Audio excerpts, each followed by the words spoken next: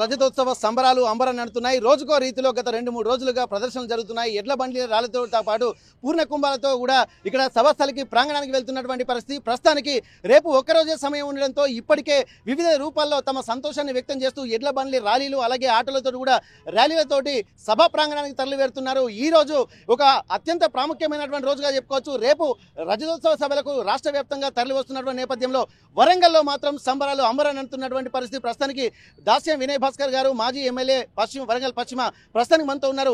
వారి ఆలోచనలు ఒక ఇంప్లిమెంటేషన్ గా చెప్పిన విధంగా జరుగుతున్నటువంటి పరిస్థితి. ఒక్కొక్క రోజు ఒక్కొక్క రకంగా వెళ్తున్నటువంటి నేపథ్యంలో వాళ్ళ రేపటి కార్యక్రమాలకు ఇంకా ఎలా జోష్ ఉంటుందో చూద్దాం ఒకసారి. అన్న నమస్తే. ఇప్పటి వరకు అయితే బీఆర్ఎస్ రజతోత్సవ సంబరాలు గతంలో మిలియన్ మార్చ్ ఎట్లా జరుగుతున్నాయో, గత తెలంగాణ ఉద్యమంలో ఎట్లాంటి వాతావరణం అయితే కనిపించిందో మళ్ళీ ఆ వాతావరణం కూడా ఇప్పుడు ఈ సంబరాలు అంబరాన్ని నడుతున్నటువంటి పరిస్థితిని చూస్తుంటే తెలుస్తుంది. ఇంకా రేపటి వరకు ఇంకెట్లా ఉండబోతుందన్న ఈ ఉత్సాహం అంతా? అంటే ఈ రోజు రేపు ఒక రోజు కాదు, గత 20 రోజుల నుంచి కేసీఆర్ గారు మరి ఈ ప్రదేశంలో మరి ఈ ప్రాంతంలో అంటే ఉమ్మడి వరంగల్ జిల్లా సంబంధించినటువంటి ప్రాంతంలో ఒక బహిరంగ సభ నిర్వహించాలి, రజతోత్సవం అక్కడ నిర్వహించాలి అన్న నాటి నుండి స్థల సేకరణ ఎప్పుడైతే చేసినామో మరి ఎల్కతుర్తిలో ఉన్నటువంటి మరి మాజీ శాసనసభ్యులు సతీష్ గారి నియోజకవర్గంలో ఆ స్థలం సేకరణ తర్వాత ఉమ్మడి వరంగల్ జిల్లా మా నాయకత్వం అంతా కూడా సమిష్టిగా మరి ఆ స్థల సేకరించిన తర్వాత రైతులందరూ కూడా స్వచ్ఛందంగా మరి ఇవ్వటం చాలా సంతోషదాయకం. మరి అనంతరం ఆ స్థల మొత్తం కూడా క్లీన్ చేయడం జరిగింది. మరి వస్తున్నటువంటి ప్రజలకు ఎక్కడ కూడా ఇబ్బంది కాకుండా అనేక బ్యారికేడ్స్తో పాటు విశాలమైనటువంటి పార్కింగ్ స్థలాలు కూడా అంటే సుమారు 1268 ఎకరాల స్థలంలో పార్కింగ్తో పాటు సభ కూడా నిర్వహించడం జరుగుతుంది. మరి వేసవిని దృష్టిలో పెట్టుకొని కేసీఆర్ గారు పదే మాకు చెప్పడం జరిగింది, ఎండకు మరి ఎవరు ఇబ్బంది పడకుండా చల్లటి నీళ్ళు అందియాలని చెప్పడం జరిగింది. అదేవిధంగా నీళ్లతో పాటు చల్ల కూడా అందియాలని కూడా చెప్పడం జరిగింది. కాబట్టి ఈ ఏర్పాట్లతో పాటు మాకు అంచనాలకు మించి వస్తున్నారు కాబట్టి కొన్ని నియోజకవర్గాలలో వాహనాల కొరత ఏర్పడ్డది. ఒక మాటలు చెప్పానంటే ఈ గత 2-3 రోజుల నుంచి చూస్తుంటే ఈ ప్రాంతం అంతా కూడా మన సమ్మక్క సారక్క మన వరంగల్ జరుపుకుంటాం కదా సమ్మక్క సారక్క, ఆ జాతరను తలపించే విధంగా ఉన్నది. నిజంగా కూడా నేను ఎప్పుడో జాతరకు మా తల్లిదండ్రులతోని మరి ఎడ్ల బండ్ల మీద పోయినా. మరి మొన్న 4 రోజుల క్రితము సూర్యాపేట నుంచి జగదీష్ అన్న కాన్స్టిట్యున్సీ నుంచి ఎడ్ల బండ్ల మీద వస్తుంటే మేము ఆ ఎడ్ల బండ్ల 16 బండ్లు అంటే ఒక పాట కూడా ఉంది, బండి వెనుక బండి గట్టి 16 బండ్లు గట్టి అని. ఆ తీరుగా 16 బండ్లకు మా కాన్స్టిట్యున్సీ రాగానే స్వాగతం పలకడం జరిగింది. మా డప్పు కళాకారులు అనుకోండి, కోలాటం కళాకారుని అనుకోండి, ఈ తీరుగా సంతోషంగా మా యువకులంతా కూడా స్వాగతం పలికి మరి ఎడ్ల బండ్ల మీద వస్తుంటే జాతరకు పోయినట్టు ఆ తీరుగా అనిపించింది. ఏదేమైనప్పుడు కూడా చాలా సంతోషం. కేవలం ఎడ్ల బండ్ల మీదే కాదు, నిన్న మొన్న చూస్తే ఒక 100 మంది యువకులందరూ కూడా ఇక్కడ తారసపడ్డారు జెండాలు పెట్టుకొని. మాకు వాహనాలు లేవు కాబట్టి మేము సైకిల్ మీద వస్తే 3 రోజుల క్రితం బయలుదేరినామని చెప్పడం జరిగింది. గత 15-16 నెలల నుంచి మా ఆర్థిక పరిస్థితి అంతా కూడా అధ్వానంగా అయింది. మాకు ఆత్మహత్య శైలం మా సంఘం వాళ్ళు అందరూ కూడా కొంతమంది ఆత్మహత్యలు చేసుకున్నారని చెప్పి మరి ఆటో డ్రైవర్లు ఒక చైతన్యం రావాలని చెప్పి మరి వారు ఎదుర్కొంటున్నటువంటి కష్టాలన్నీ కూడా వివరిస్తూ త్రిచక్ర సహకార సంఘం ఆటో సహకార సంఘం అని చెప్పి వాళ్ళు 3 రోజుల నుంచి ఉమ్మడి వరంగల్ జిల్లా అంతా కూడా ప్రచారం చేసుకొని ఈరోజు మా పార్టీ కార్యాలయానికి రావడం జరిగింది. ఈ తీరుగా వాళ్ళైతే స్వచ్ఛందంగా 1,16,000 డొనేషన్ చేయటం కాకుండా 800 ఆటోలు ఉచితంగా ఆ రోజు సభాస్థలికి వచ్చేదానికి ఉచిత సర్వీస్ ఏర్పాటు చేయడం జరిగింది. అంటే ఈ తీరుగా ఎవరికి తోచిన తీరుగా వాళ్ళు ఒక జాతరకు పోతే ఎంతైతే సంతోషంగా ఉంటుందో ఆ తీరుగా ఉన్నది. పండుగకు ఎంతైతే అందరూ కూడా ఆర్భాటంగా మరి కొత్త బట్టలు వేసుకొని ఎంతైతే ఉత్సాహంగా ఉంటారో ఆ తీరుగా మా వాళ్ళందరూ కూడా పింక్ షర్ట్స్ అన్ని కూడా పట్టించుకున్నారు మొన్నటి నుంచి.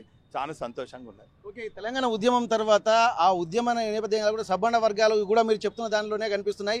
ఇప్పటి వరకు ఇంత జన సమీకరణ కూడా అతి ఎక్కువ మోతాదులోనే కనిపిస్తుంది. ఇప్పుడు బండెనక బండి 16 బండ్లు కాదు 116 బండ్లతో మీరు ర్యాలీ చేస్తున్నటువంటి పరిస్థితి కనిపిస్తుంది. నిజంగా ఇప్పుడు కార్యకర్తల్లో ఇక్కడ వాళ్ళు మీరు ఎంత ఉత్సాహంగా ఉన్నారో దానికి డబుల్గా వాళ్ళలో కనిపిస్తుంది. ఇప్పుడు నిజంగా ఈ సభ దేనికి సూచిక అనుకోవచ్చున్న రజతోత్సవ సభను?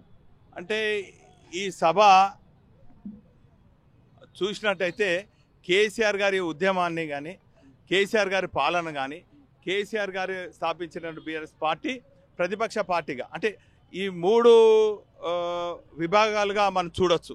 ఒకటి 14 ఏళ్ల పాటు కేసీఆర్ గారు ఉద్యమ స్ఫూర్తి ఏ తిరిగైతే ప్రజల్లో గ్రహించి మరి దేశంలో ఉన్నట్టు అనేక పార్టీలను ఒప్పించి మెప్పించి తెలంగాణ సాధించారో అది 14 ఏళ్ల పాటు ఈ ప్రాంతం అంతా కూడా తిరిగి ఏ ప్రాంతంలో ఏ ప్రజలకు ఏ సమస్యలు ఉన్నాయి, ఉదాహరణకు చెప్పాలంటే మరి తండాల నుంచి గ్రామ పంచాయతీ ఏర్పాటు చేయాలనేది మరి వారు ఆ ప్రాంతంలో తిరిగిరు కాబట్టి అన్ని తండాలన్నీ కూడా గ్రామ పంచాయతీగా ఏర్పాటు చేయడం జరిగింది.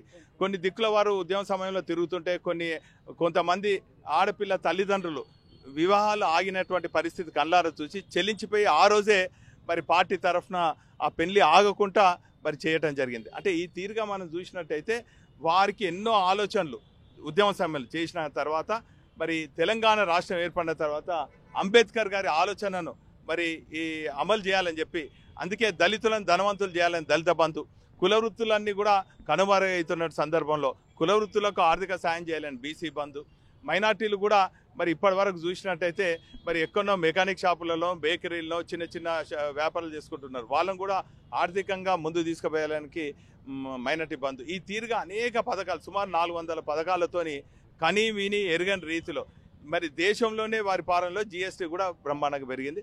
కాబట్టి ఏ దేంట్లో చూసినా కూడా బ్రహ్మాండంగా మరి వారి పాలన జరిగింది. కాబట్టి మరొక్కసారి కేసీఆర్ పాలన రావాలి, వారి మాటలు వినాలి, వారిని చూడాలని చెప్పి తెలంగాణ ప్రజలు ఆశతోనే ఉన్నారు. ఓకే, ఉద్యమ పార్టీగా మొదలైనటువంటి ప్రస్థానం రాజకీయ అస్తిత్వాన్ని నిలబెట్టుకుంది. ఆ తర్వాత ప్రతిపక్ష పార్టీగా ఉంటూనే మళ్ళీ ఒకసారి తెలంగాణ జరుగుతున్నటువంటి పరిస్థితుల దృష్ట్యా మళ్ళీ కేసీఆర్ బహిరంగ సభ పెట్టి రజతోత్సవ సభ పెట్టిన తర్వాత అదొక ఉత్సాహమైనటువంటి వాతావరణం కలుగుతుంది.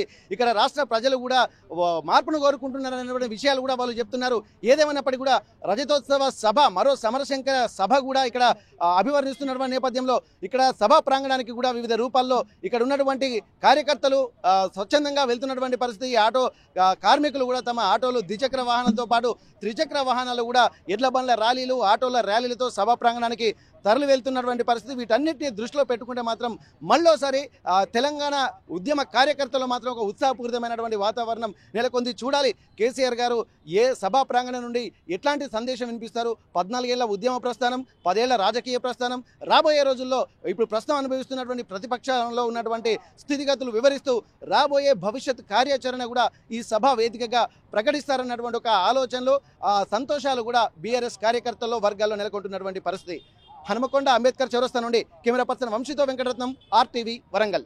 మరిన్ని వీడియోస్ కోసం ఛానల్ ని సబ్స్క్రైబ్ చేయండి. లేటెస్ట్ అప్డేట్స్ కోసం వాట్సాప్ ఛానల్ ని ఫాలో అవ్వండి. ఆ లింక్ డిస్క్రిప్షన్ లో ఉంది.